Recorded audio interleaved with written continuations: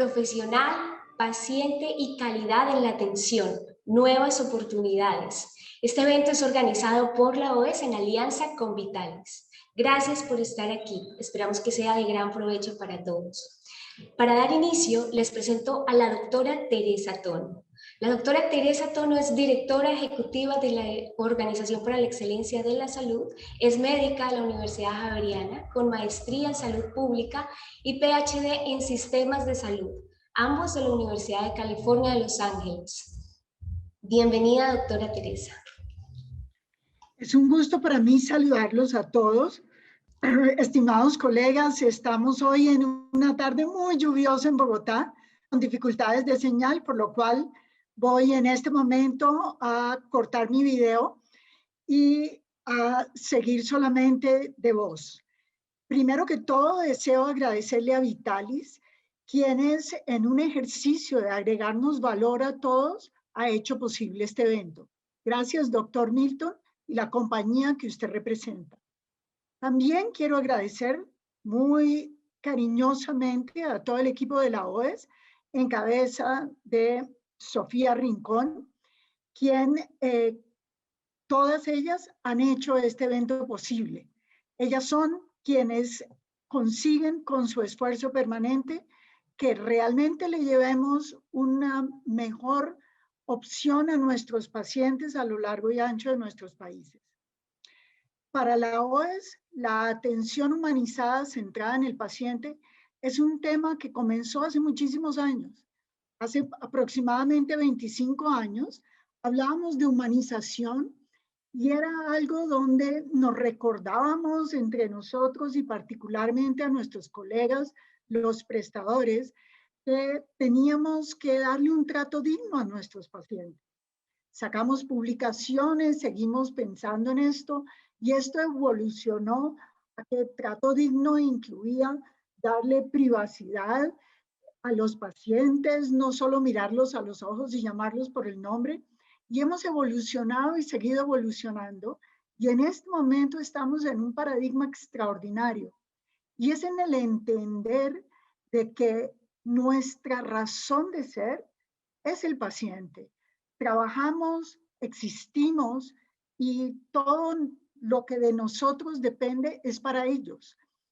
Esto simboliza que cuando nosotros estamos diseñando la manera como trabajamos en nuestras organizaciones, tomamos en cuenta conceptos tales como el que las decisiones fundamentales se toman en acuerdo con el paciente y en algunos casos los toma el paciente una vez ha entendido cuáles son sus mejores opciones. Para mí este es un paradigma que ha sido revelador. Recientemente fui paciente y me dieron esa opción y me cambió completamente la perspectiva. Por eso traigo una visión personal también a esto. Y es desde esa mirada y con la claridad de que todos ustedes son personas comprometidas y por eso están aquí trabajando en salud para el servicio de todos aquellos que llegan a ustedes. Por eso les doy las gracias. Buenas noches. Muchas gracias, doctora Teresa, por sus palabras, las cuales convergen con el propósito de este encuentro, el cual es promover, actualizar, entregar y difundir elementos clave de la calidad en la atención que fortalezcan el sector de la salud, especialmente en estos tiempos de gran incertidumbre y temores frente a los retos que se pueden presentar en los procesos de atención al paciente. Muchas gracias. En esta sesión hablaremos de humanización desde la perspectiva del profesional de la salud. Los temas de la agenda son, para iniciar, alta presión hospitalaria y el profesional de la salud. Luego hablaremos de cuidando al cuidador, perspectiva desde el profesional. Abordaje de la segunda víctima será el siguiente tema. El siguiente, seguridad del paciente desde el medicamento. Y al finalizar tendremos un conversatorio de retos del trabajo en procesos de atención humanizada centrada en el paciente desde la perspectiva del profesional de la salud. Me acompañan como panelistas la doctora Sofía Rincón, la doctora Janet Durán y la doctora Gloria Osorio de la OES. Y el doctor Santiago Garnica de Vitales. La primera intervención la hará la doctora Sofía Rincón. La doctora Sofía Rincón, a quien les presento, es médica y cirujana con maestría en Administración en Salud, especialización en epidemiología y docencia universitaria, con experiencia en evaluación de gestión integral en hospitales y acompañamiento en el mejoramiento de la gestión con enfoque de acreditación para IPS. Actualmente es la directora técnica de la OES en diversos temas de calidad y es docente universitaria de la Universidad del Bosque. Bienvenida, doctora Sofía. Buenas tardes de nuevo. Para mí es un placer estar en este espacio compartido con Vitalis y hemos definido esta conferencia introductoria llamada Alta Presión Hospitalaria y el Profesional de la Salud. Y es debido a no solamente a la situación por la que estamos pasando, no solamente los colombianos, sino el mundo en general, sino porque realmente los hospitales son organizaciones complejas que se ven sometidas a una alta presión de manera permanente, que es transmitida, por supuesto, a quienes tienen que lidiar con el día a día y con los pacientes, que son los profesionales de la salud. Y esto lo he llamado yo como un tsunami. Un tsunami llega de repente, sin previo aviso. Y de pronto es que nos vemos enfrentados rápidamente a una situación inesperada, una situación de difícil control y que tenemos que actuar de manera muy rápida para controlarla y tenemos que trabajar de una manera integrada, en equipo, en donde las responsabilidades sean muy, muy, muy importantes para poder dar respuesta a lo que nos llega. Y entonces, ¿por qué un hospital es altamente complejo? Esto pues es una definición no mía, sino de muchos autores, en donde realmente una de las organizaciones más complejas que existen son los hospitales que prestan servicios de salud. Y es que uno puede identificar que la situación es así porque precisamente los hospitales manejan personas, manejan pacientes. Y los pacientes son manejados también por unos equipos altamente complejos y altamente especializados. Entonces, en un hospital hay diferentes actores y algunos de los actores pues son los profesionales de la salud. Profesionales de la salud en diferentes disciplinas, profesionales de la salud de diferentes complejidades, diferentes especialidades y que necesariamente es un equipo que tiene que estar altamente capacitado para poder resolver las situaciones que se presentan con esos tsunamis que yo estaba describiendo anteriormente. Por supuesto, el gobierno. El gobierno que da el entorno, el marco en el que un hospital se mueve y eso hace que normalmente el sector salud es un sector que de muy rápidos cambios en donde su entorno es cambiante, las situaciones son cambiantes, por supuesto la normatividad es cambiante y esto hace que se complejice más. No estoy hablando solamente de pandemia, pero en estos tiempos de pandemia la situación se vuelve aún más difícil. Cuando yo hablo también de profesionales de la salud, no puedo dejar de hablar de los profesionales, del personal administrativo.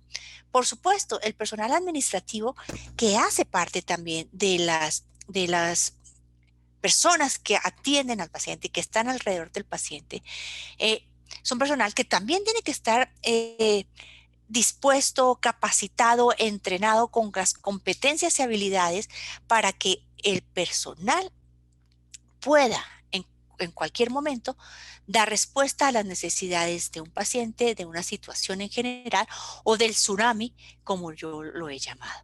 Por supuesto, la comunidad.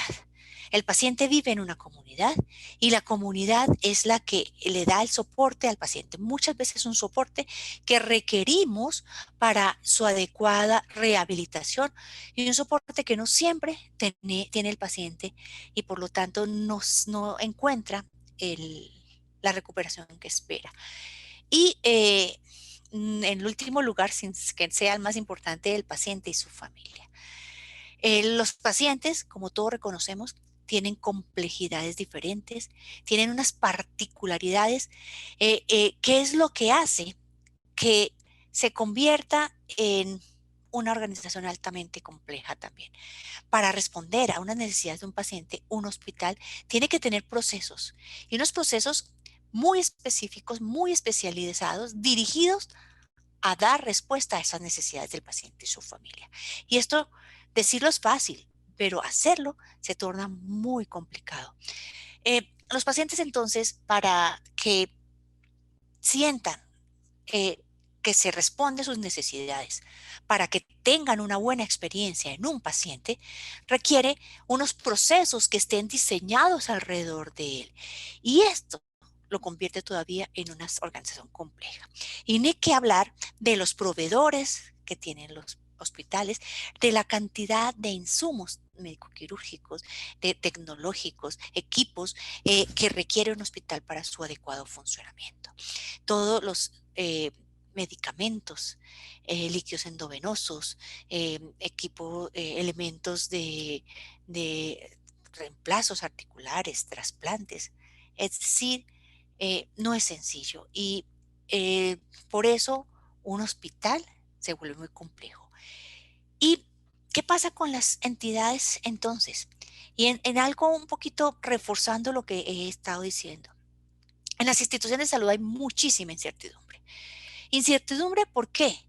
Porque el entorno es cambiante, porque nos llegan situaciones que no esperábamos, porque los pacientes tienen particularidades especiales y porque los pacientes, las familias y sus cuidadores no siempre necesitan, desean y prefieren lo mismo.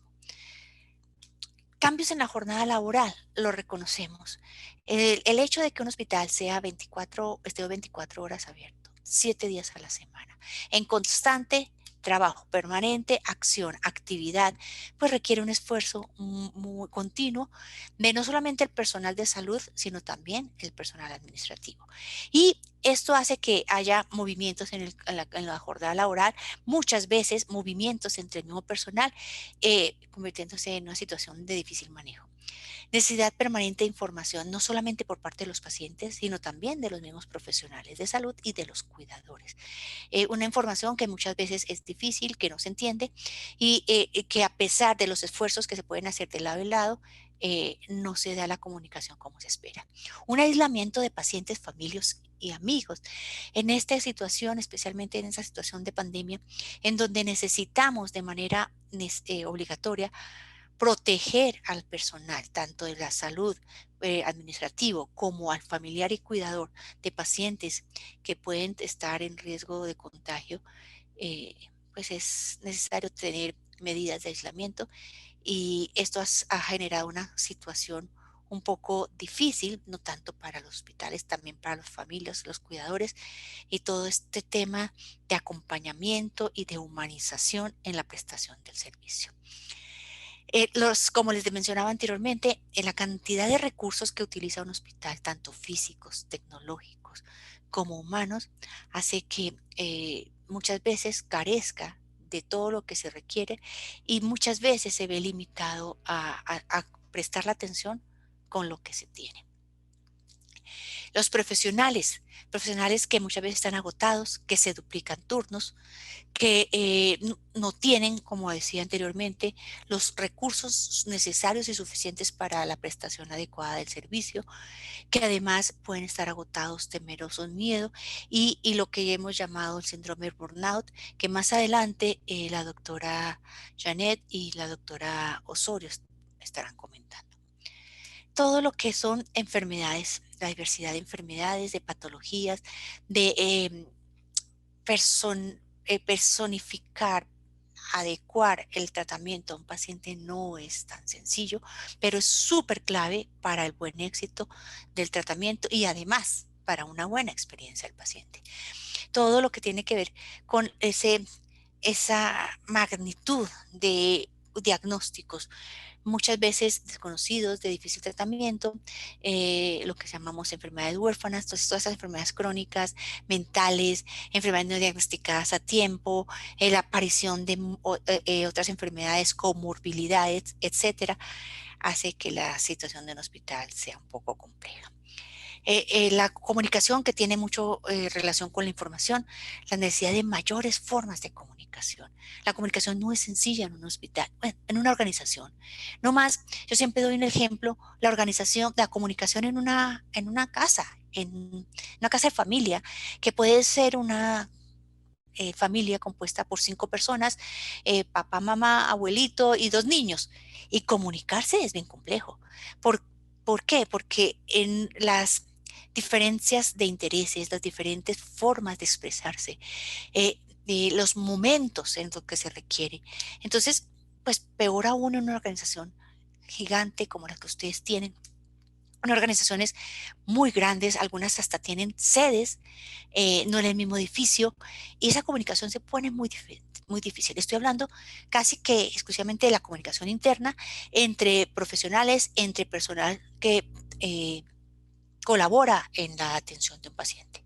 ¿Qué decir de la colaboración hacia afuera con el paciente?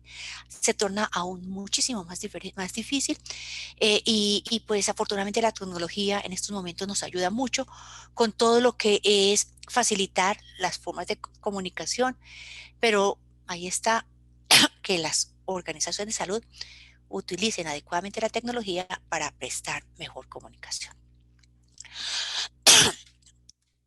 La sobrecarga de trabajos y turnos, ya lo he hablado, muy relacionado con los cambios de jornada laboral y la sociedad que está cansada, lastimada social, moral y económicamente. Entonces llegamos al tema que nos reúne. ¿Por qué existe una alta presión hospitalaria? Por la incertidumbre, porque hay un muchísimo número de personas implicadas, veíamos la sociedad, el gobierno, pacientes, familias, además, por supuesto, profesionales de la salud. Toda esa cantidad de riesgos en la atención, riesgos de infección, riesgos de contagio, riesgos de accidentes laborales, de situaciones de estrés, fatigas, etcétera. El equipamiento y protocolos numerosos, el medicamento e insumos hospitalarios, múltiples enfermedades, nuevos virus como lo que nos está sucediendo y la especificidad de pacientes. Los profesionales de la salud, por supuesto, son uno de los más golpeados con todo este tema de la alta presión. Muchas veces, profesionales de salud insuficientes por el número de pacientes, profesionales de salud en entrenamiento en las instituciones que son hospitalarias, que no cuentan todavía con las competencias y habilidades requeridas. Por lo tanto, son profesionales que están, como están en entrenamiento, requieren supervisión y requieren mayor número de personal pendiente de pacientes. Por supuesto, en pandemia hemos aprendido muchísimo se ha dejado de un lado un poco otras patologías por hacer prioridad a la patología que nos prioriza en estos momentos, deterioro de pacientes crónicos, descuido a segundas víctimas, deterioro de seguimiento a pacientes, descuido en programas de vacunación, en programas de promoción y prevención. Y por supuesto, al interior de las organizaciones, todo lo que veníamos hablando de calidad, porque indiscutiblemente el tema de calidad durante estos tiempos se ha tornado un poco más complejo, más difícil, y los programas tanto de seguridad como de humanización, como atención centrada en la persona, programas de mejoramiento continuo de la calidad, pues se han ido en muchas ocasiones a un segundo plano y esto por supuesto ha demeritado la calidad de la atención y ha generado un poco de dificultad en la experiencia de los pacientes. Pero entonces llegó a un punto que es, ¿y qué pasa con el profesional de la salud? El profesional de la salud entonces está sometido a mucho estrés derivado de toda esta situación de complejidad de un hospital. Tiene, por ejemplo, se ha visto abocado a tomar decisiones que pueden condicionar la vida de una tercera persona, a acciones que se ve obligado a tomar en contra de su voluntad. Ha tenido también que al decir yo que los programas de seguridad estaban un poco no abandonados, pero que sí no fueron priorizados. Entonces tenemos más incidencia de eventos adversos, más riesgos de potenciales procesos inseguros y, por supuesto, exposición de riesgos o mayor exposición a riesgos o falta de material suficiente.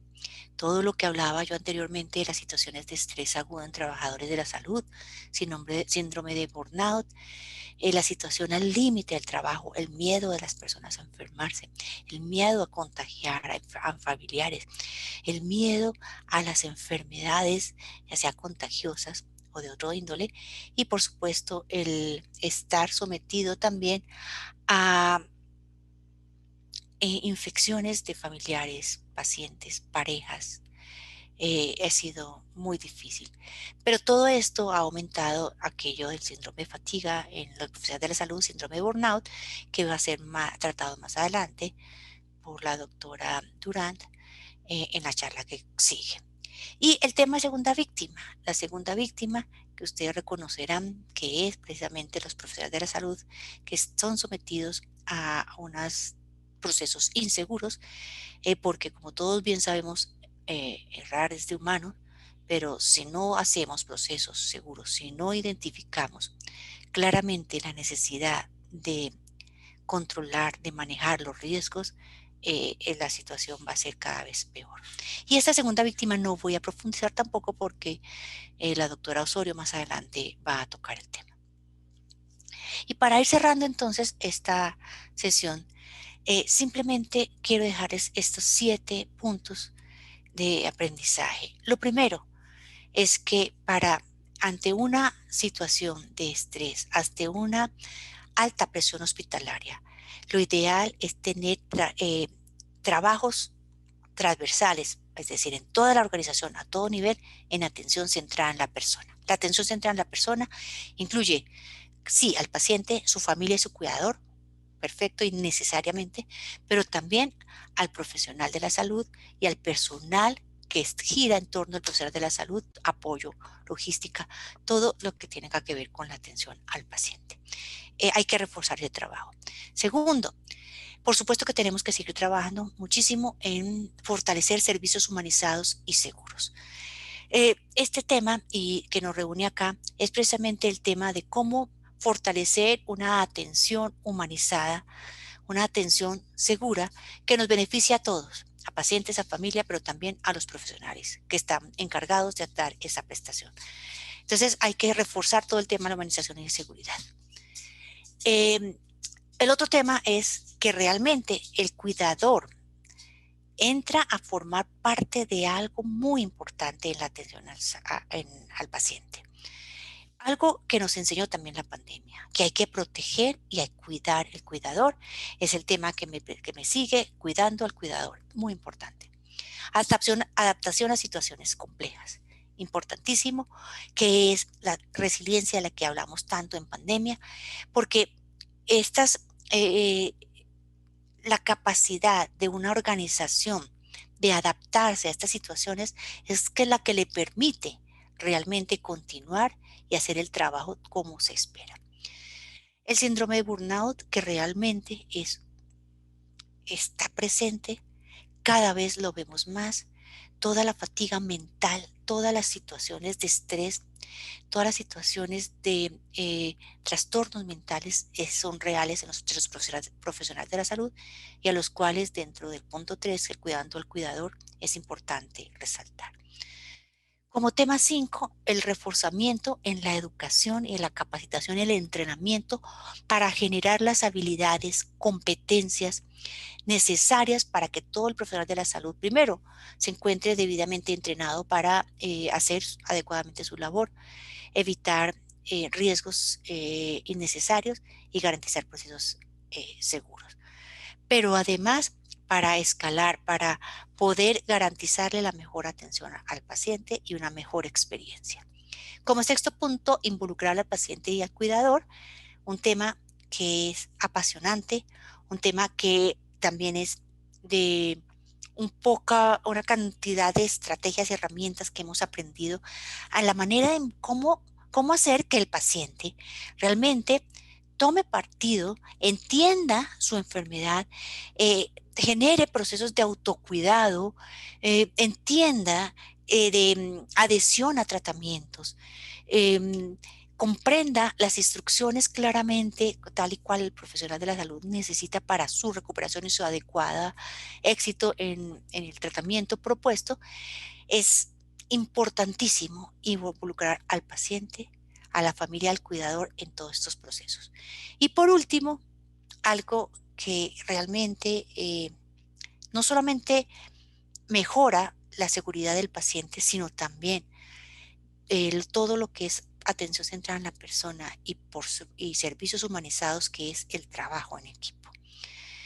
También invito a la academia a fortalecer este proceso en los estudiantes de las carreras derivadas de la salud, porque necesitamos trabajar en equipo, necesitamos que haya líderes que fortalezcan y fomenten el trabajo en equipo y que, como todos reconocemos, un adecuado trabajo en equipo solamente nos va a garantizar procesos seguros y mejores experiencias y resultados en el paciente. Muchas gracias. Gracias, Vitalis, por hacer posible este espacio, y doy continuidad a las siguientes charlas. Muchas gracias. Entonces, presento a la doctora Janet Durant, quien es médica candidata a maestría en salud pública en la Universidad de los Andes. Cuenta con más de 8 años de experiencia en el área asistencial de urgencias y paciente quemado. Su enfoque y trabajo va dirigido en el liderazgo de proyectos de educación en salud a la comunidad. Actualmente es consultora Senior Plane Tree América Latina Central y desempeña funciones como Medical Case Manager en el proyecto de pacientes internacionales de la OMS. Bienvenida, doctora Janet.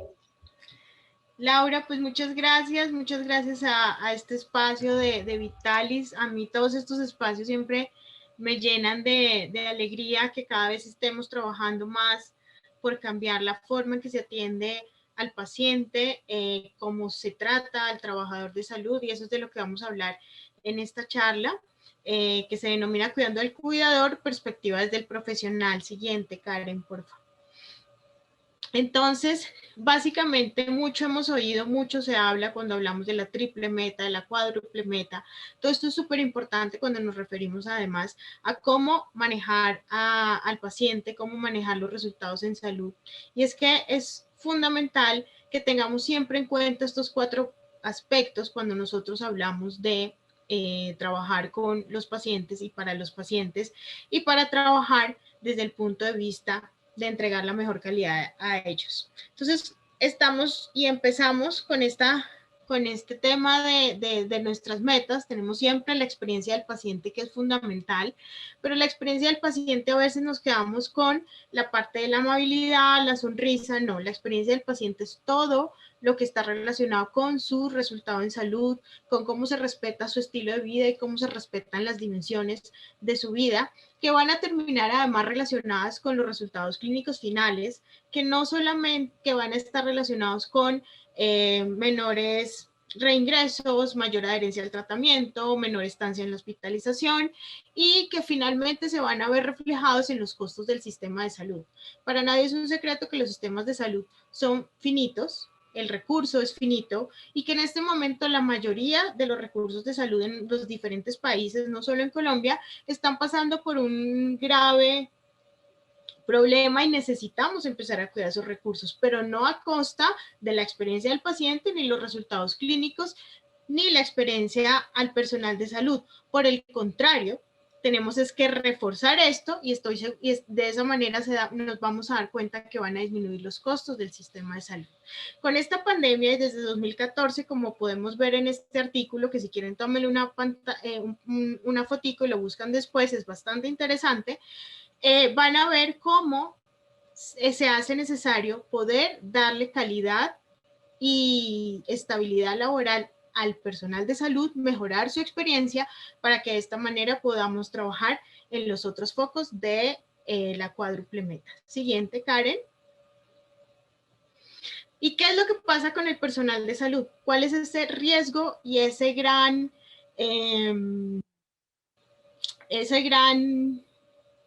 digamos, reto que tenemos en los hospitales y en las organizaciones de salud, y es que cada vez o el personal de salud tiene unos factores individuales, unos factores a nivel laboral, unos factores organizacionales y unos factores a nivel nacional, como son las infraestructuras, las leyes que nos rigen, la cultura organizacional, factores individuales como la posibilidad de especializarme, de seguir haciendo control de mi vida laboral, todo ese tipo de cosas que marcan cada uno de estos factores hacen que el personal de salud esté constantemente en un riesgo de estrés y que se debe trabajar de alguna manera en disminuir todos esos factores para que el personal de salud no esté constantemente en riesgo de entrar en una fatiga o lo que nosotros llamamos el burnout. Igualmente acá está este artículo del 2018, donde habla de la importancia y precisamente se ahonda en todos estos factores que se deben ir manejando para disminuir de esta manera los riesgos en el personal de salud. Siguiente. Y es que todo eso a qué lleva? A despersonalización, desgaste emocional y desconexión. Todos estos factores, si nosotros no trabajamos en la parte personal, en la parte de cultura organizacional, en manejar la parte de las leyes nacionales para que no afecten el trabajo de nuestro personal, sino por el contrario, sacar la mejor manera de que ellos estén mucho mejor cubiertos, ellos terminan despersonalizándose, ya realmente poco o nada tienen de conexión con su vocación de servicio, están totalmente desgastados emocionalmente, cansados, aburridos y se desconectan de su vocación de servicio. Y ahí pasa, siguiente Karen, cuando se compromete la calidad de vida, eso nos lleva a que se comprometa la calidad en el cuidado. Este personal de salud ya no está comprometido, ya no está interesado en trabajar desde las esferas de la calidad del cuidado, sino simplemente hacen medianamente su trabajo, disminuyen la alegría en el trabajo. Esto a veces cuando uno lo comenta con ciertas personas del personal de salud, estos lo toman como un poco la alegría en el trabajo, porque suena un poco, podría decirse de alguna manera, entre comillas, cursi, pero es súper importante, porque es que el trabajo es una de las dimensiones de mi vida, es por lo que yo estudié, es a lo que yo me dedico, es por lo que me levanto todas las mañanas. Entonces, si a mí no me gusta mi trabajo, mi vida y cómo hago mi trabajo se vuelve bastante complicado. Entonces, ahí es cuando nosotros vemos falta de compromiso, que hay una rotación laboral supremamente alta, hay un cambio total, nos toca estar reentrenando personal, que se comprometa con la institución, que la empiezan a querer más, empiezan a aumentar los eventos adversos, entre otras cosas, porque si hay despersonalización, yo no estoy centrada en mi motivo, no sé ni siquiera que vengo acá a trabajar, porque además generalmente aumenta el trabajo y eso hace porque hay una rotación laboral alta, porque la gente no está interesada, porque no se estandarizan los procesos y eso lleva a que se aumente el trabajo, que termine generando insatisfacción en el paciente, la familia, el propio trabajador, que se siente mal porque está haciendo mal su trabajo, porque el paciente lo grita, porque el paciente lo regaña, porque el familiar se molesta y empiezan estos conflictos diarios que nosotros vemos en noticieros, que el paciente le gritó al médico, que el médico le gritó al paciente, porque hay una insatisfacción general de lo que está sucediendo y finalmente nos estamos alejando totalmente de la cuádruple meta y no estamos entregando servicios de calidad. Por eso es súper importante y el trabajo debe estar centrado en generar culturas organizacionales que protejan al profesional de salud. Porque nosotros siempre decimos, cuando hablamos de este tema, uno no entrega lo que no recibe. Si a mí no me tratan bien, si a mí todo el tiempo me están despersonalizando, si a mí me están realmente ignorando, si me están deshumanizando, es muy difícil que yo humanice al paciente, que yo lo trate con respeto, que yo esté consciente y pendiente de sus dimensiones. Entonces, necesitan, y es súper importante, que se cuide al profesional de salud para poder que éste cuide al paciente. Siguiente. Y es que esto es lo que va a hacer y nos va a ayudar a los profesionales de salud a no llegar a burnout. Y esta cultura organizacional está basada prácticamente en el liderazgo ejecutivo, quienes son los que van a coordinar, los que van a organizar, que se pueda ir como escalando hacia abajo de alguna manera, para que de esta manera se genere esa cultura, se pueda trabajar con el trabajador y el trabajador se sienta mucho más apoyado, mucho más unido con su organización de salud, conectado con su vocación de servicio y pueda realmente entregar un buen trabajo. Siguiente. Y de esta manera vamos a ver que las culturas organizacionales, esto es tomado de Plentry, buscan básicamente enfocarse en estas dimensiones que están aquí relacionadas, donde hay un apoyo emocional constante, esto lo vimos mucho en este momento durante esta pandemia, donde se hicieron muchos procesos, por ejemplo, la Fundación Santa Fe de Bogotá generó todo un programa que se llama Te cuido para que me cuides, me cuido para que me cuides, donde lo que hacen es estar constantemente apoyando a los trabajadores, apoyando sus características, sus condiciones, sus miedos, generando procesos de resiliencia para que ellos realmente estén pudiendo enfrentar los diferentes retos que continuamente están teniendo en su día a día.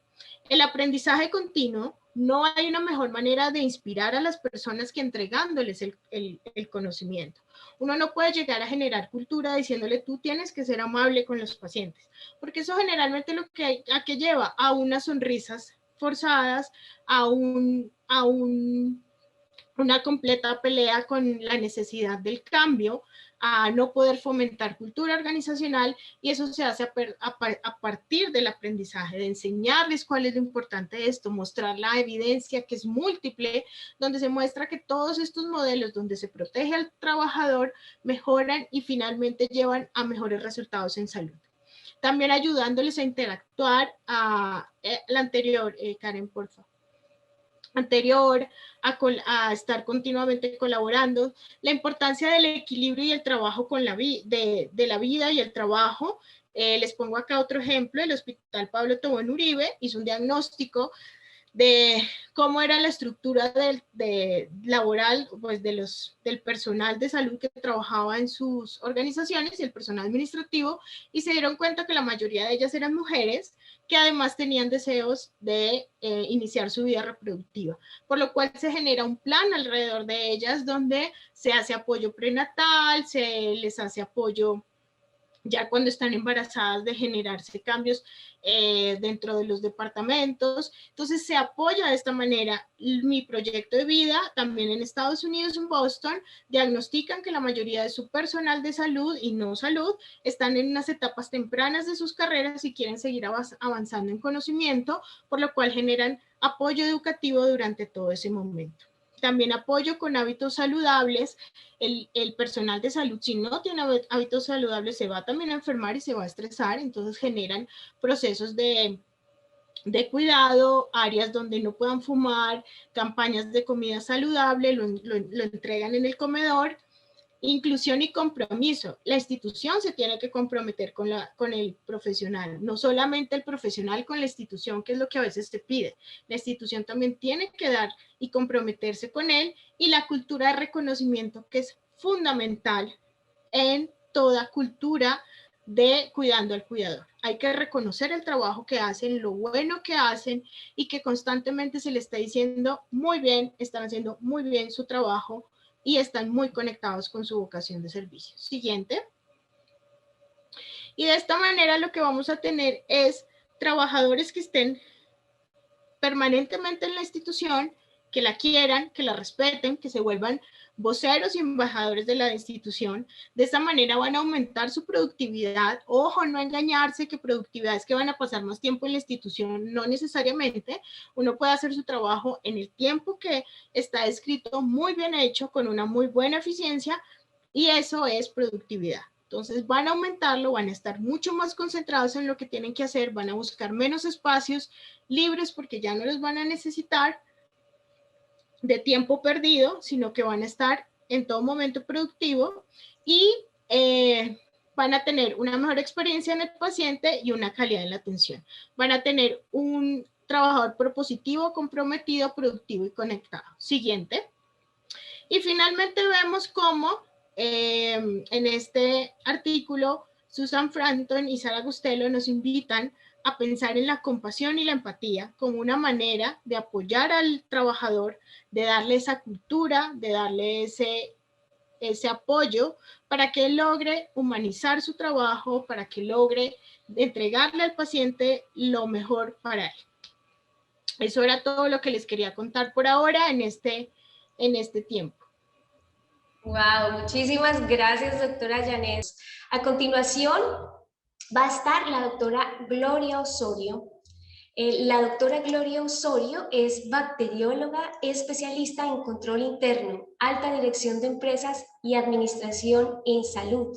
Se ha desempeñado como consultora y capacitadora en proyectos de implementación del Sistema Obligatorio de Garantía de Calidad, Gestión Clínica y Seguridad del Paciente. Actualmente es directora de la línea del Sistema Obligatorio de Garantía de Calidad de la Organización para la Excelencia de la Salud y docente de la Universidad del Bosque. Doctora Gloria, bienvenida.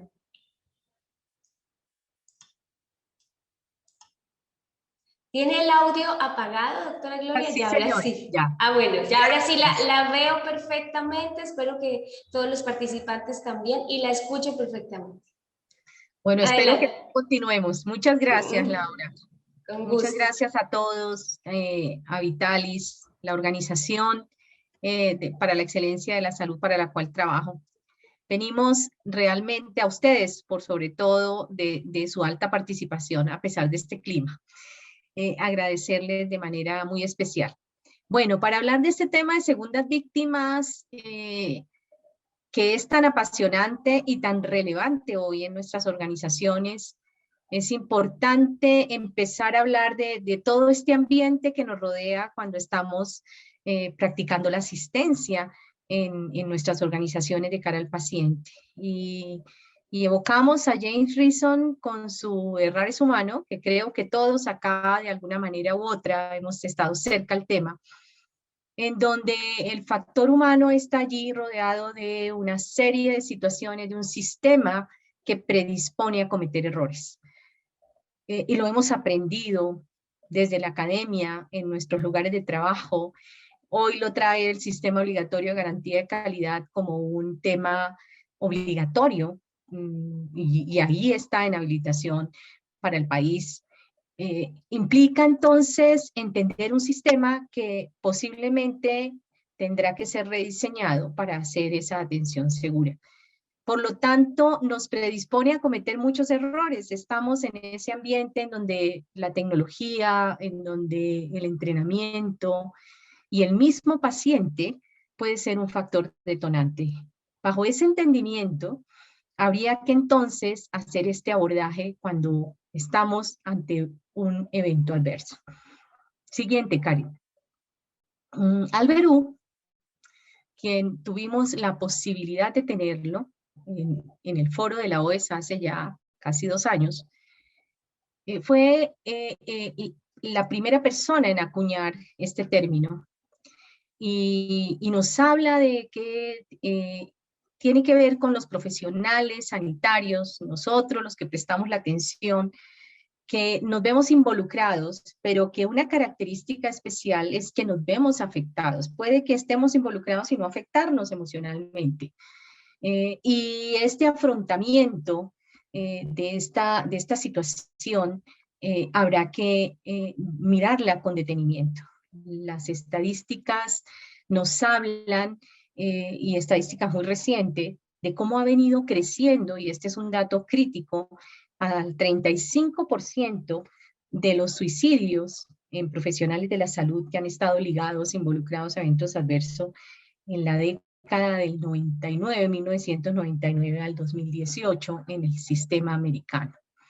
Por tanto, es un dato, y hoy con toda la situación crítica que atravesamos, a tomar muy en cuenta. Situaciones como el abandono del trabajo, estos son datos europeos de un estudio español, casi el 24% de los profesionales que se ven involucrados abandonan el trabajo o se trasladan a otra unidad en 20% o abandonan su profesión en casi un 3%. Y es importante entonces considerar, estamos ante situaciones bastante difíciles y habrá que hacer algo. Como organización tenemos esa responsabilidad de cuidar que esto por lo menos se minimice o se mitiguen estas consecuencias. Cuando uno pregunta en auditorios o en grupos de trabajo, en los hospitales donde estamos, ¿cuáles de ustedes, quiénes de ustedes reconocen haber estado involucrados en un evento adverso y hayan sido afectados por él? Generalmente entre el 30 al 60% nos levantan la mano y nos dicen sí.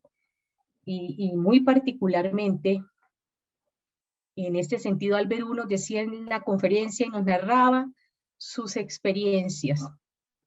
Y también me evocaba en mi época de practicante, también en el hospital San Ignacio, en donde como bacterióloga en un momento dado tuve que hacerme cargo del banco de sangre y era practicante. Esto conllevaba, además de mucho temor, dificultades de afrontar en un momento dado una sobrecarga de solicitudes de unidades de sangre o de hemoderivados. Y allí casi, si no hubiera sido por la persona que recibía las unidades y que se convirtió verdaderamente en una barrera al azar, impidió que una unidad de estas se fuera mal clasificada. Esto a mí me causó muchos problemas, me afectó también, tanto así que en un momento dado pensé que por aquí no era lo que yo tenía que hacer. Siguiente, Karen. En este sentido, entonces, hay muchos estímulos que tienen esa capacidad de desencadenar la respuesta de la segunda víctima. Posiblemente el estar enfrentados en los servicios a eventos clínicos inesperados que afectan a un paciente pediátrico, son situaciones que posiblemente lo hagan y lo desencadenen. Una muerte inesperada del paciente y hoy, en donde tenemos que afrontar múltiples pacientes con resultados nefastos en un corto periodo de tiempo en un servicio determinado. Estamos allí expuestos, pero cómo finalmente los abordamos desde la organización. Creo que hoy el sentido de urgencia es inicialmente lo primero que habrá que hacer. ¿Cómo identificar una segunda víctima? ¿Cuáles son esos síntomas que podemos detectar? Algunas veces no son tan fáciles de identificar, algunas veces finalmente hay un aislamiento de la persona que está siendo afectada. No siempre se ve claramente esta situación que les decía, nos alejamos, nos produce mucha culpa. Depende de la historia y de la experiencia, la severidad del incidente, esta sintomatología aparecerá de manera mucho más clara y concreta y visible. La ansiedad, la confusión, solemos hacer ese aislamiento, sentirnos finalmente que no tenemos la competencia, nos da pena. Estos pensamientos intrusivos, habla Susan Scott, la persona que generó de manera inicial estos programas, ayudan de alguna manera a ese aislamiento y a comprender también y a soportar la situación de manera inmediata por parte de factores protectores que tiene esta organización y que deberíamos tener en cuenta. Pero, ¿qué pasa en nuestras instituciones? Generalmente son pocas las que han tomado ya iniciativas para hacerlo y para desarrollarlo. En seguridad del paciente hablamos de una cultura no punitiva, de no castigo, en donde realmente allí habrá que centrar la atención. Es tan difícil, ¿no? Las estamos midiendo continuamente, estamos evaluando qué tipo de cultura tenemos, sin embargo, pareciera que se nos queda ahí en datos y no nos activamos a partir del análisis a hacer algo. Difícil en este momento, sí, pero posible también. y en todas las organizaciones independientemente de sus capacidades.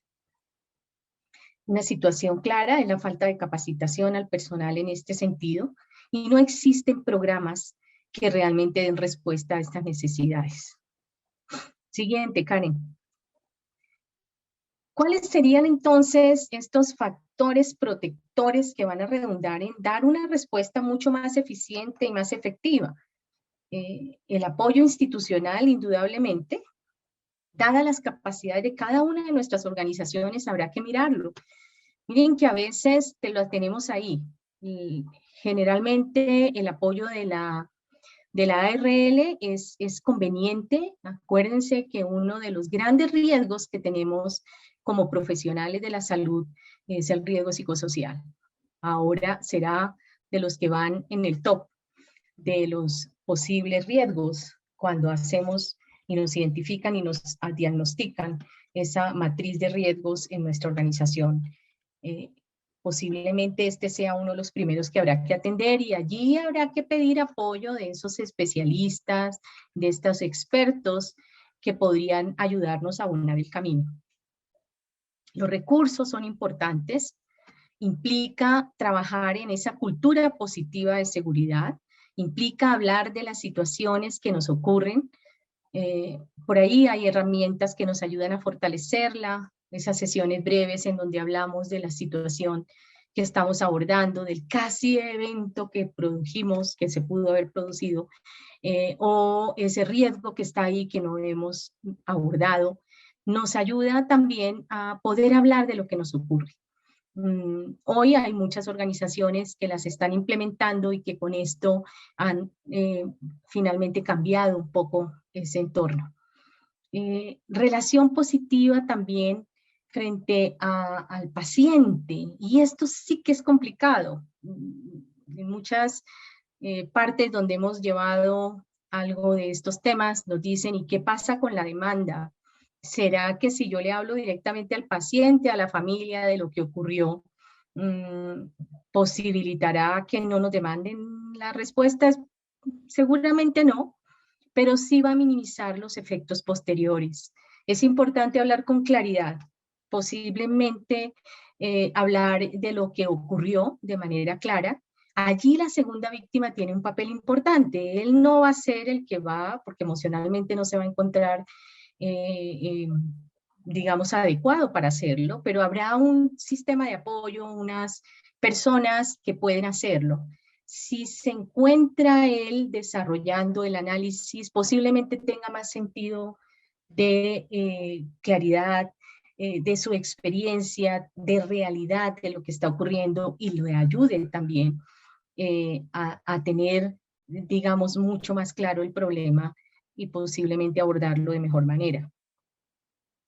También es cierto que habrá que crear esos lazos de equipo y habrá que contar, como Susan Scott en su programa For You lo define, una gran base de formación y de apoyo en esa pirámide en donde ella habla de 3 niveles, de las personas que se entrenen para escuchar a su compañero, y ojalá estos pares que han estado involucrados, que bajo su experiencia pueden dar ese apoyo porque tienen mucho mayor empatía en el problema, han estado allí presentes, se ponen en las botas del otro para poder entender la situación y poder ayudar.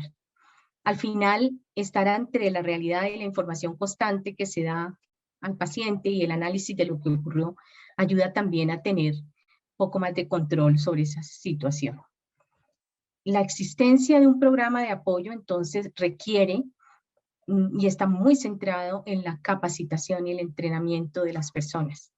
En el tener también muy seguramente apoyo de expertos como psicólogos, psiquiatras, personas que finalmente puedan desarrollar este apoyo emocional.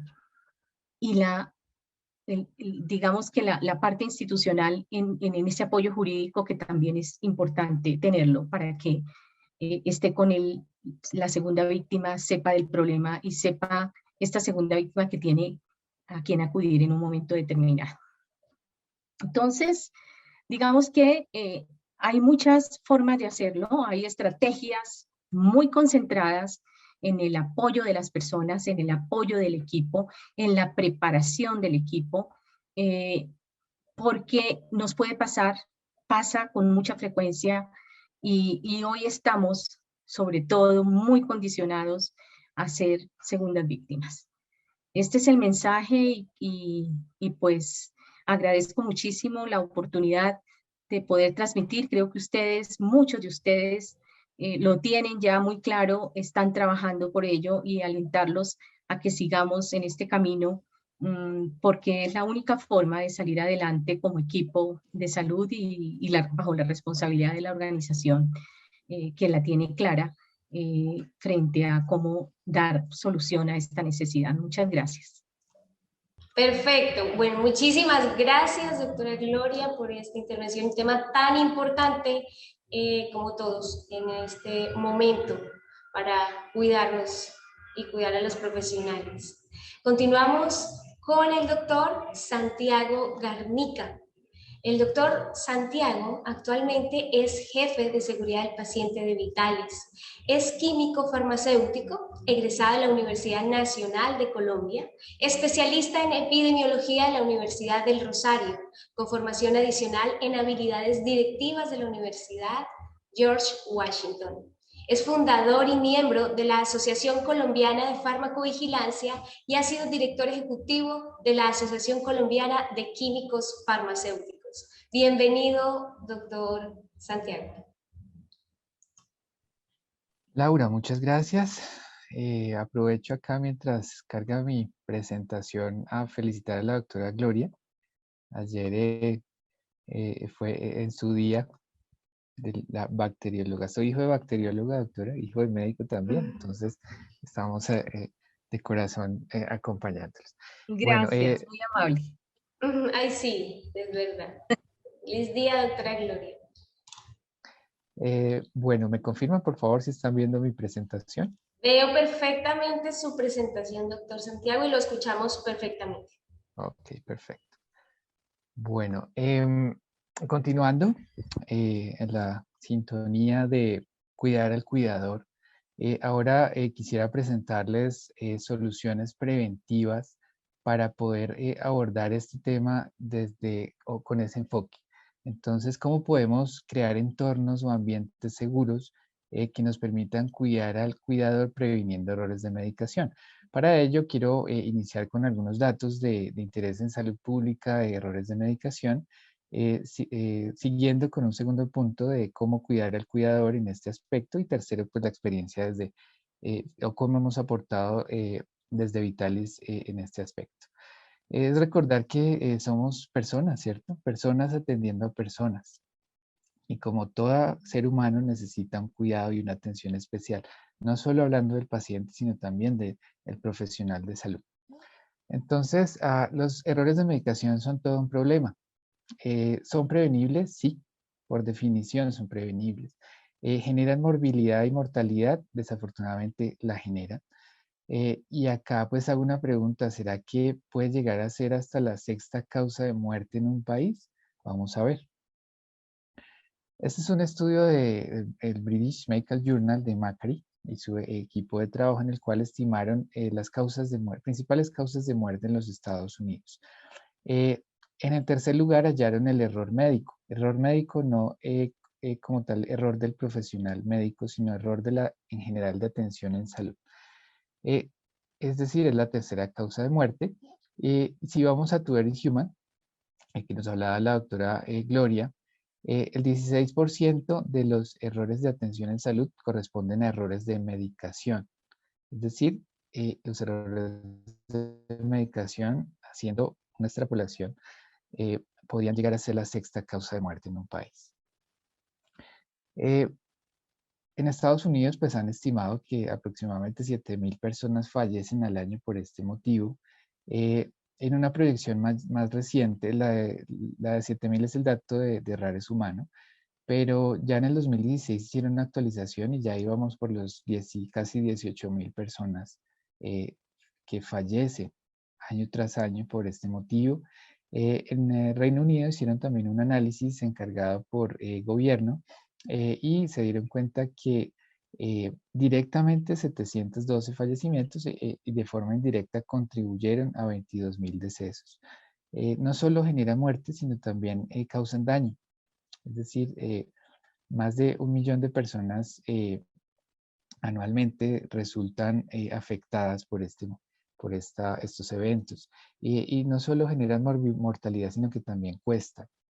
Estos 48 billones de dólares que ustedes ven ahí es el 1% del gasto mundial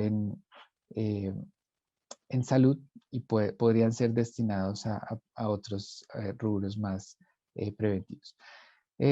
Entonces, prevenir errores de medicación es cuidar al cuidador. ¿Cuál es nuestro objetivo? Pues es cuidar al paciente, como nos lo comentaba la doctora Teresa, pero también debemos cuidar al profesional de salud. ¿Cómo prevenir errores de medicación? Pues ya todos han tenido la experiencia tal vez de escuchar en seguridad del paciente, pero hoy quiero hacer énfasis en que el crear procesos y entornos seguros es una estrategia de prevención importantísima. Al contrario de crear personas perfectas, profesionales de salud no somos robots, somos seres humanos, por eso necesitamos unos entornos seguros para desenvolvernos. Y pues los medicamentos efectivamente pueden contribuir en la prevención de errores de medicación. Vamos a ver cómo. Cuando nos vamos a estudiar las causas de los errores de medicación, en primer lugar están obviamente los factores humanos, pero fíjense quién está en segundo lugar. En segundo lugar está el medicamento. Problemas del diseño del medicamento, de su etiqueta, de su envase, de su empaque, de sus nombres parecidos. Todos estos factores generan errores de medicación. Es decir, además de las personas, los medicamentos no nos están ayudando mucho. ¿Cuáles son esos problemas que explican la causa? La apariencia similar entre productos, información difícil de leer, difícil de comprender y los nombres similares entre las marcas como tal o los principios activos. Por eso existe este concepto que se llama seguridad desde el diseño. Hay una serie de guías, recomendaciones de diferentes países para diseñar productos farmacéuticos que mitiguen el riesgo de error de medicación, que minimicen la incidencia de errores de medicación. Y ahí puntualmente para lo que nos aplican Vitalis como expertos en inyectables está el diseño de, por ejemplo, etiquetado y empaques de inyectables del NHS en el Reino Unido, que nos han permitido guiarnos para lo que ya les vamos a comentar. ¿Qué hemos hecho desde Vitalis? Hemos aplicado estrategias internacionales, recomendaciones como las que les acabé de comentar, tanto de FDA como del ISMP, que es el Instituto para Prácticas Seguras con Medicamentos. Y aquí es importante recordar que es un instituto que no... he tenido la oportunidad de estar en las reuniones anuales de ellos, son muy, muy importantes porque generan lineamientos, pero algo que los caracteriza es esa práctica. Es un instituto no de pensamiento, sino es un instituto de prácticas seguras. Y todos ellos se congregan alrededor de la red internacional que se llama el IMSE. Pues en Vitalis, para poner un poquito en contexto, pues es una compañía transnacional de origen colombiano, con más de 1.000 colaboradores, 6 plantas de producción tanto en Colombia como en México, y nos enfocamos en eso, en medicamentos estériles, inyectables. Fabricamos más de 130 millones de unidades anuales, lo que nos da una responsabilidad gigantesca en salud pública para cuidar de este motivo también tanto al paciente como al profesional de salud. Este era nuestro escenario hace 3 años largos. Ustedes pueden ver en esta foto 10 productos diferentes. ¿Cuál es cuál? Imagínense ustedes en una unidad de cuidado crítico neonatal, 3 de la mañana, con 5 vidas recientes que tengo que cuidar y los medicamentos todos iguales. El riesgo es altísimo. Por esto generamos un proyecto interno desde Vitalis con el apoyo de muchos hospitales, muchos profesionales de salud, que si bien cuando fuimos a buscar, a realizar la justificación del proyecto, no encontramos un error de medicación reportado. ¿Por qué? Por la punitividad, porque generalmente estos eventos es difícil que se reporten, difícil que se consignen y se registren y por lo tanto es difícil que se prevengan. Entonces logramos establecer una relación directa de confianza con base en la comunicación asertiva y nos encontramos que había un problema y que gran parte del problema era responsabilidad nuestra, por lo cual generamos este proyecto para generar este cambio que ustedes ven allí. Llama la atención el color, pero es más que el color. No solo pasa con ampollas transparentes, ampollas que tienen una coloración en el vidrio, se llaman ampollas ámbar, y también con los frascos nos identificaban como medicamento LASA, precisamente por su parecido. Estas manos que ustedes ven ahí son las manos de un químico farmacéutico, de una química farmacéutica, la cual sacó de su farmacia y me dijo, mira, este es el problema. Esta es la importancia de trabajar de común acuerdo en colaboración. Los fabricantes o los proveedores de medicamentos, insumos, dispositivos del hospital, trabajar de la mano con los profesionales de salud para hallar este tipo de riesgos y poder mejorarlos o mitigarlos, perdón. Este es el caso de los empaques. No solo teníamos problemas con etiquetas, teníamos problemas con las cajas. ¿Qué medicamentos cuál allí en ese estante? Difícil de identificar. Una dispensación de urgencia, ¿cómo se realiza? Y bueno, de ahí en adelante. El color es una de las estrategias que incorporamos, tal vez la principal y la más llamativa, pero en realidad son varias. Una tiene que ver con las mayúsculas y minúsculas. Eso no es un error, o con una anécdota graciosa, nos han llamado a devolvernos producto por este motivo y pues tenemos que comunicar o nos hemos encargado de comunicar que es una estrategia internacional para que el cerebro de una persona pueda identificar mejor una diferencia entre esos principios activos que se parecen, o lo que se llaman los nombres LASA. La FDA y el ISMP ya tienen un listado de nombres con sus mayúsculas y minúsculas que se definieron a través de un estudio neurolingüístico y ya se sabe en dónde deben ir esas mayúsculas. Eso también se puede incorporar en los sistemas de información de los hospitales para que desde la prescripción en adelante sea de forma más precisa, más segura. También la orientación del texto. Ustedes pueden ver que las ampollas, por ejemplo, había que rotar, levantar y girar para poder leer cuál era su contenido.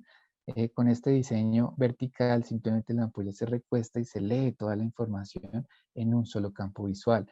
Las marcaciones en diferentes caras de los empaques, las características que se trasladan, tanto de las características de seguridad compartidas entre etiquetas y las cajas, las cuales vienen estos medicamentos. Este es actualmente el portafolio Vitalis en colores.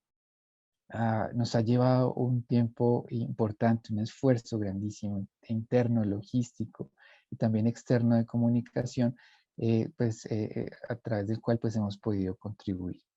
Y estamos trasladando esta estrategia que ya el 100% de los medicamentos Vitalis en Colombia la incorpora, lo estamos trasladando y ya llegó a Ecuador, Chile y Perú.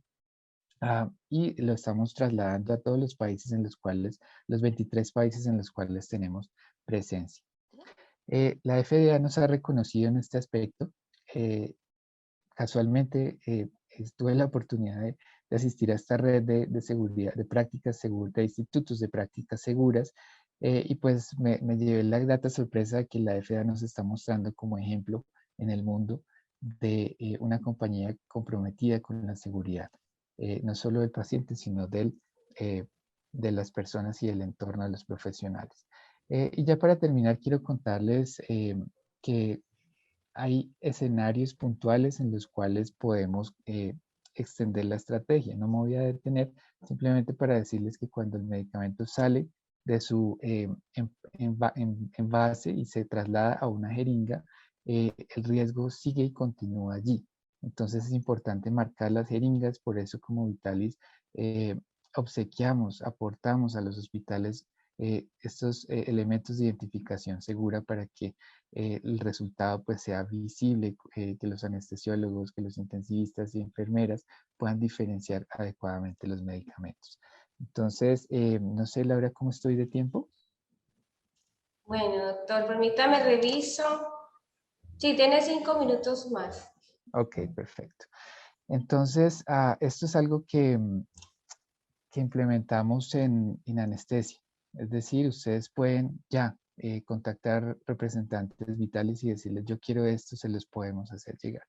Esto es algo que no tiene costo, eso es algo que lo hacemos como Vitalis para contribuir con la seguridad.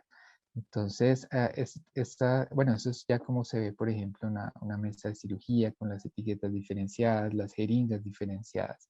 Pero ahora, bueno, esta es otra foto del uso real, personas que han recibido y utilizado, y no solo pues nos contribuye al objetivo principal de la seguridad de la medicación, sino también pues ayuda a cumplir con los criterios o estándares de acreditación. Entonces, ha apoyado mucho a hospitales en este sentido. ¿Qué pasa en cuidado crítico? En cuidado crítico tenemos un problema diferente, no menor, que es la multiplicidad de medicamentos que simultáneamente se le administran a un paciente. En este sentido, internacionalmente se ha recomendado marcar, identificar, rotular el medicamento desde la bolsa, la línea intravenosa, la bomba, la zona proximal de la línea intravenosa que llegas al paciente para poder marcar y reaccionar, hacer cambios con un tiempo mucho menor. El intensivista diga, suspendámosle el midazolam, hoy en día aplica mucho más, suspendámosle el relajante neuromuscular y tome 10 segundos, y no 30, 40, 50 segundos. Por eso diseñamos estos identificadores puntuales para mezclas, para cuidado intensivo, también sirven para quirófano, en los cuales se puede marcar tanto la bolsa como la línea intravenosa. Esto nuestras jefes enfermeras los llaman las banderitas, porque abrazan la línea intravenosa y la podemos marcar en diferentes zonas. Entonces, eso era lo que les quería comentar. Creo que como proveedores de insumos, medicamentos, dispositivos, equipos, tenemos mucho que hacer y podemos trabajar de la mano con los hospitales para prevenir errores de medicación y facilitar entornos seguros para los profesionales de salud y así cuidarlos. Muchas gracias. Muchas gracias a usted, doctor Santiago, por compartir esa experiencia de Vitalis y mostrar que enfocados en la seguridad del paciente sí podemos trabajar con calidad. Muchísimas gracias. Continuamos con el conversatorio de nuestros panelistas, retos del trabajo en procesos de atención humanizada desde la perspectiva del profesional de la salud. Para este conversatorio tendremos como moderadora a Marcela Laforí. Marcela Laforí es comunicadora social y periodista, especialista en gerencia de comunicación organizacional de la Universidad de La Sabana, diplomada en comunicación estratégica, cuenta con más de 5 años de experiencia en comunicaciones y relaciones públicas en el sector salud. Actualmente se desempeña como líder de gobierno corporativo y comunicaciones de la Organización para la Excelencia de la Salud. Bienvenida, Marcela. Muchas gracias al Lau y muchas gracias a nuestros conferencistas el día de hoy. Queremos hacer este pequeño conversatorio para pues tratar unos temas y algunas preguntas que pudieron haber surgido durante las exposiciones. Y también, bueno, antes de comenzar quería invitarlos pues a conocer su opinión sobre el foro o sobre esta sesión específicamente. Ya en el chat pueden encontrar el formulario de Forms. Es muy valioso para nosotros que trabajamos en calidad, conocer la opinión de ustedes para siempre mejorar. También queremos invitarlos a que se conecten a las próximas sesiones. Este es un foro que tiene 3 sesiones, esta es la primera. La siguiente tenemos como fecha tentativa en junio y en septiembre, entonces pues esperamos que ustedes se conecten también a estas sesiones. Bueno, para comenzar, pues le damos la bienvenida nuevamente al doctor Santiago, a la doctora Janet y a Sophie si se pudo conectar y si ha podido retomar la conexión. Y los invitamos pues a contestar las siguientes preguntas. Ha pasado y es muy común ver que se percibe el tema de la humanización en una entidad como una responsabilidad del área de humanización o del líder de humanización, pero normalmente no le dan la importancia para que todo el personal se involucre. Si Janet nos puedes em, comentar cómo crees tú o cómo crees que se puede hacer para que se involucre a todo el personal en la humanización. Bueno, Marce, eso es vital, es uno de los mitos que hay sobre la atención centrada en la persona, que este tema es solo de algunos, y realmente está dado por dos factores. Uno es porque cierta parte del personal de salud, entre ellos a veces los médicos especialistas, no entienden la importancia de este por la forma en que a nosotros de alguna manera nos forman. Entonces es muy importante trabajar desde la formación, entendiendo que la humanización es vital para la experiencia del paciente y para los resultados clínicos y que hay evidencia para esto. Y segundo, es fundamental el apoyo y la intervención del liderazgo. Ellos son los encargados de fomentar estas culturas de humanización, de fomentar la manera en que se trabaja y cómo se trata al personal de salud, y estos inmediatamente van a tener una respuesta hacia el paciente. Son los que tienen el contacto directo y es como la cultura organizacional se forma, se trabaja, y eso es lo que va a hacer o va a terminar en resultados de humanización en las organizaciones. Sí, perdóname, Marce. ¿Me escuchan bien? Sí, sí, Ok, perfecto. perfecto. Entonces, como dice Janet, yo creo que hay cosas fundamentales. Y lo primero es que, como en todo el tema de calidad, la responsabilidad es de todos. ¿Cierto? No con el hecho de que haya solamente un departamento de calidad, un responsable de seguridad del paciente, un responsable de humanización o de gestión del usuario, como lo quieran llamar, de la experiencia del paciente, significa que hay una persona responsable. Esto es de todos. Y ese concepto es difícil de entender. Y muchas veces nace desde la misma academia, como dice Janet. Yo, que soy docente, intento tener esa conversación con los estudiantes de pregrado, pero no lo ven reflejado en las instituciones donde están ejerciendo sus actividades y donde están haciendo su aprendizaje. Entonces, va a ser una situación muy difícil que mientras las instituciones universitarias no coloquen esto como una materia transversal, obligatoria, y que los ejemplos que ellos vean, y ahí empiezo a hablar de liderazgo que hablaba Janet, que ellos vean a sus profesores ejerciendo este tema, va a ser muy difícil. Pero por supuesto, el profesional de la salud es una persona que tiene que estar en contacto con el paciente permanentemente y que tiene que retomar y reconectarse con lo que es, con lo que estudió y con el hecho de que es un profesional de la salud que merece respeto, sí, que merece atención, sí, pero igual sus pacientes. Perfecto, Sofi. ¿Y cómo crees tú que puede hacer la entidad para cuidar al profesional de la salud? ¿Cómo los líderes pueden ejercer ese liderazgo y cuidar al personal de la salud? Hay muchas estrategias, Marce, hay muchas estrategias en en toda esta parte hemos encontrado unas que mencionó Janet, otras que mencionó Gloria, sí, y terminando con lo que menciona el doctor Santiago. Pero hay una cosa importantísima, es reconocer que nuestros hospitales tienen muchos riesgos. Reconocer que cada vez podemos hacer las cosas bien. Reconocer que necesitamos establecer y fomentar procesos seguros y tal y como lo estaba mencionando Edgar Santiago en toda su conversación. Sí, mientras nosotros no estemos pensando en que cada vez podemos hacer mejor las cosas, podemos generar nuevas estrategias, desarrollar nuevas herramientas, involucrar a las personas, va a ser muy difícil. Y el tema del liderazgo es clave y Janet ya lo mencionó. ¿Sí? Mientras el líder de la organización no se ponga la camiseta, ¿sí? Y no solamente sea él, sino desde el mismo consejo directivo, no tenga indicadores que estén monitorizando de manera permanente este tema, va a ser muy difícil. Yo te digo algo, cuando yo trabajaba en las clínicas de manera asistencial o bueno, de calidad, porque yo siempre he sido de calidad, una vez nos tocó un gerente no de esos que no se comprometen tanto y con los cuales chocábamos mucho todos los que pensábamos que la calidad sí se puede y que empieza desde el líder. Y era que daba una orden y era el primero que la incumplía. Entonces, por ejemplo, de manera graciosa, él decía, a partir de mañana, quien no porte carnet no puede entrar. Y era el único que no portaba carnet. Y cuando el vigilante decía, perdón, doctor, usted no puede entrar, se ponía furioso.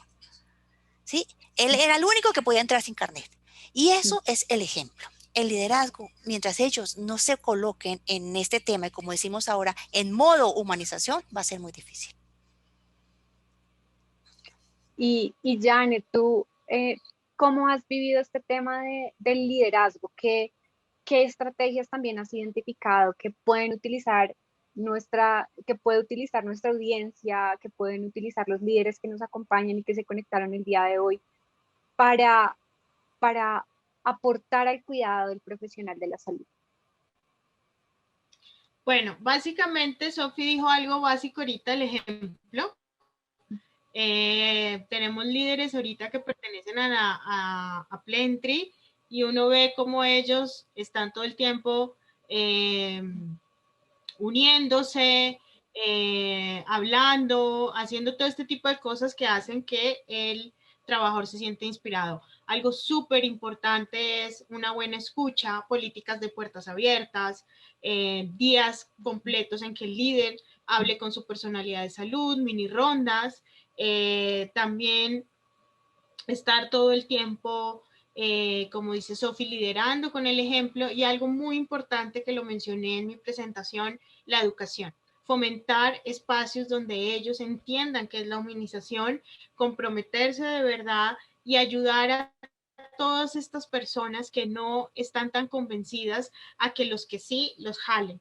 Ponerle atención mucho a los que sí están en el bus de la humanización para que jalen a aquellos que no están tan convencidos y no ponerle a veces tanta atención a los que no están tan convencidos porque digamos que siguen ahí en ese punto. Entonces son muchas estrategias, es constantemente estarse formando, pero sobre todo yo creo que la más importante es una escucha, políticas de puertas abiertas. Cierto, cierto. Y yo quiero aprovechar, perdona Marcia, hay una pregunta que me parece muy interesante, ¿sí? Frente al error y a persistir haciendo lo mismo.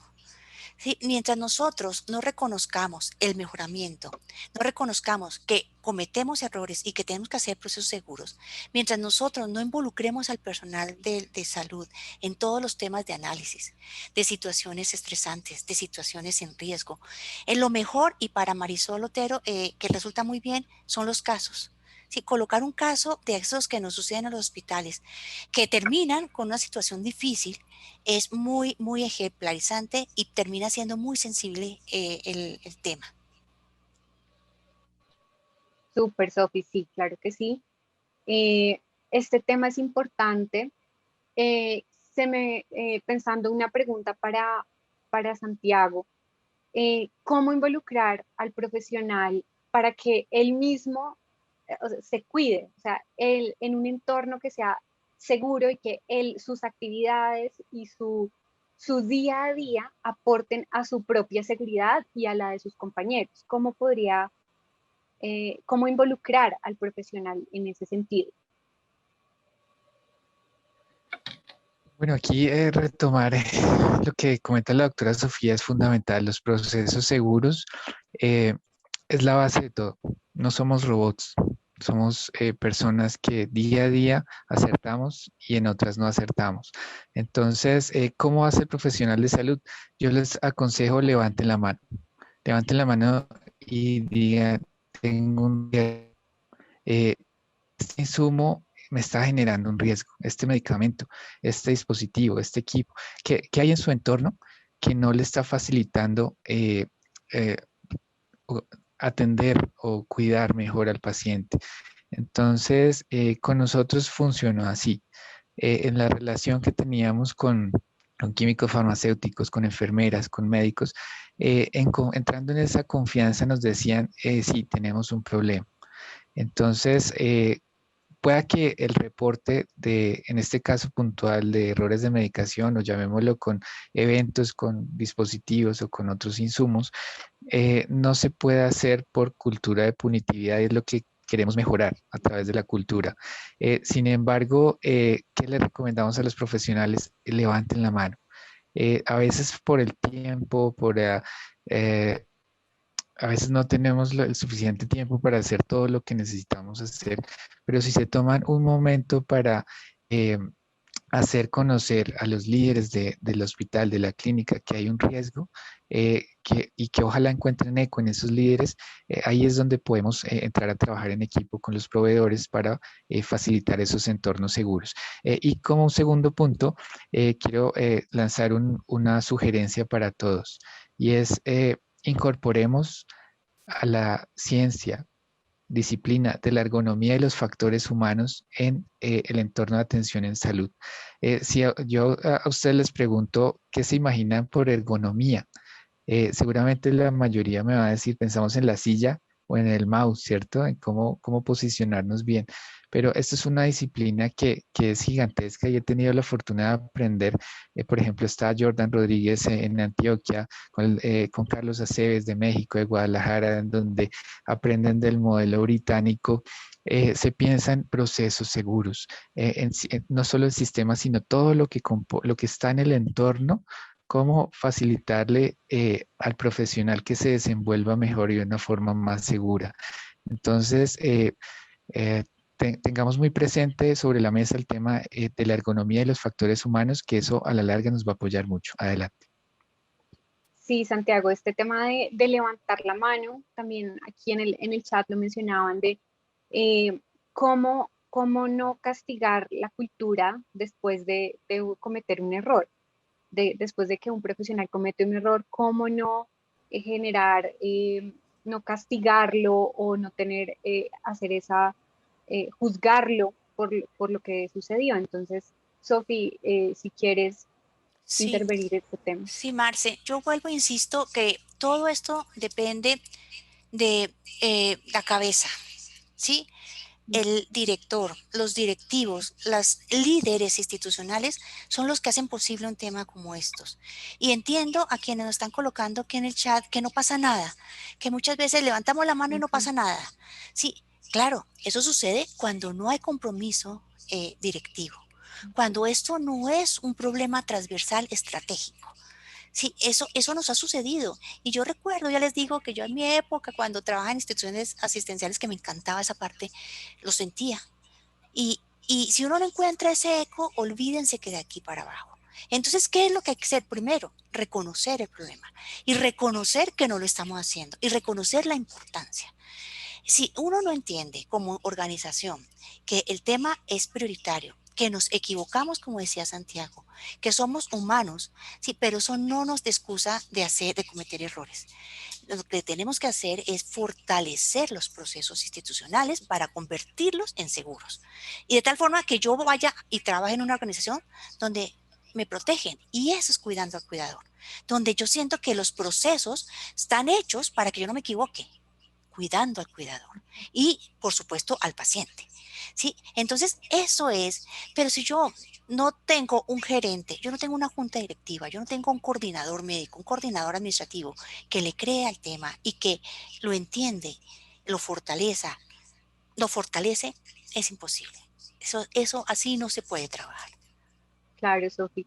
Y también pues acá alguien mencionaba que el tema de actualizar al profesional de la salud, y creo que tú lo mencionabas antes y te referías a trabajarlo desde la academia, o sea, trabajar el tema de educación del personal es parte de ser una institución que trabaja por la humanización de sus profesionales, porque también son personas con metas, también los profesionales, las enfermeras, todos tienen sueños, tienen metas, tienen una visión, Propósitos. un propósito de vida, y esto tiene que ser coherente con las políticas, con los procesos y con la cultura de la organización en la que trabaja. Así es, así es.